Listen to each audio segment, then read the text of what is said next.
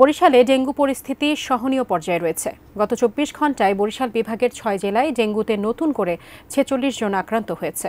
Barishal Sherebangla medical college হাসপাতালে dengue word থেকে যুক্ত হচ্ছেন প্রতিনিধি মোহাম্মদ হুমায়ুন কবির। হুমায়ুন কবির, হাসপাতালে আজকে ডেঙ্গু আক্রান্তদের কি অবস্থা দেখতে পাচ্ছেন? সার্বিক চিত্র হাসপাতালে আমাদেরকে জানাবেন। আসলে ডেঙ্গু পরিস্থিতি সহনীয় পর্যায়ে রয়েছে। আমি বলেছি যে অন্যান্য সময় এই সময় ডেঙ্গু পরিস্থিতি খুব খারাপ অবস্থা থাকে।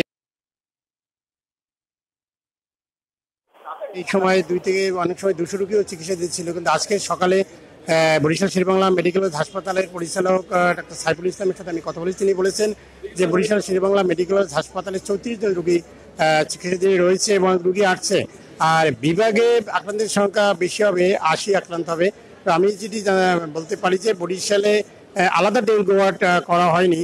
যে মেডিসিন যে ওয়ার্ডটি রয়েছে, মেডিসিন ওয়ার্ডেরই বিভিন্ন ইউনিটে যে রোগীদের রেখে চিকিৎসা দেওয়া। হাসপাতালের মধ্যে যে ডেঙ্গু রোগীদের মূলত মশারির ভিতর রাখা উচিত, কিন্তু আমরা দেখছি যে রোগীদের খোলাভাবে রাখা হয়েছে।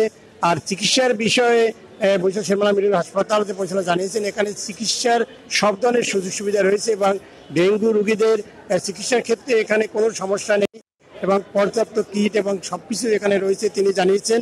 যে আর বিশেষ করে বরিশাল শেরেবাংলা মেডিকেল কলেজ হাসপাতালে যে শুধুমাত্র বরিশালের রোগীদের চিকিৎসা দেওয়া হয় না, এখানে বরগুনা, পটুয়াখালী, ভোলা এবং মাদারীপুর, গোপালগঞ্জ, পিরিজপুর, সকেলা এলাকার রোগীরাও এখানে এসে থাকে।